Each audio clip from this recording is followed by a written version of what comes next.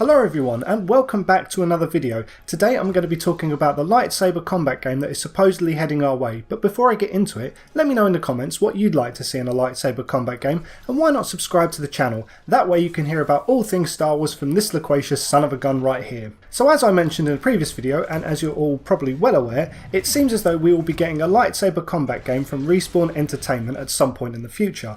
But much like my flirtatious abilities with the opposite sex, lightsaber combat in Star Wars games has left a lot to be desired. You would have thought that something so integral to the whole damn saga would have successfully been implemented in video games by now. Sadly not, as most have resorted to uninspiring hack and slash mechanics that make you feel more like a trainee butcher on crack during the morning rush than an actual Jedi.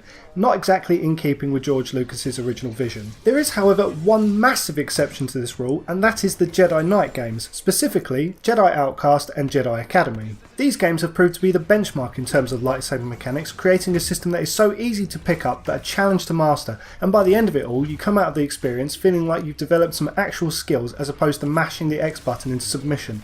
Or the A button, depending on which way you slice your toast. If Respawn Entertainment are indeed creating a game that revolves around lightsaber combat, then they do very well to pay attention to the Jedi Knight series and follow their lead. Obviously the way that games are made and played have come on leaps and bounds since the early 2000s when the Jedi Knight games were in their prime, but even basing the gameplay around these classics and using modern methods to refine it would be a step in the right direction. But in terms of content, what could we expect from this Jedi Knight Reborn?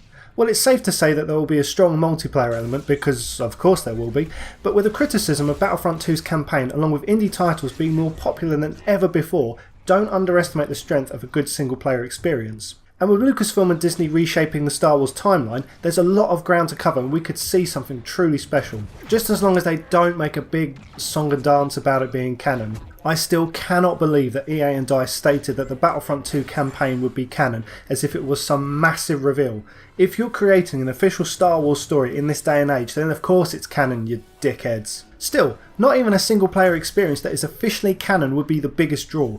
What would be brilliant to see is some kind of sandbox mode where you can load any map of your choice, fill it with friendly and enemy characters and have at it. Anyone who has played the Jedi Knight games will know that one of the best parts was downloading maps, characters and weapons, loading a game, spawning hundreds of Sith warriors and slicing your way through them, all the while pushing your PC towards its inevitable nervous breakdown. In terms of gaming, this was complete freedom as new maps were always being created and you could relive moments from the films as well as creating entirely original scenes with epic results. While trying to do something on this scale on modern machines would more than likely result in your console smothering you in your sleep before jamming a knife through the pillow and into your skull, it would be amazing to see a game that embraces this kind of freedom. Even if you had to limit it to a modest number of characters on screen, with the right amount of options and content as well as highly customizable settings, as long as you had that core gameplay nailed down, there is no way that this wouldn't be a crowd pleaser. It's something that should be considered and is definitely an area where Respawn and EA really shouldn't just let the past die.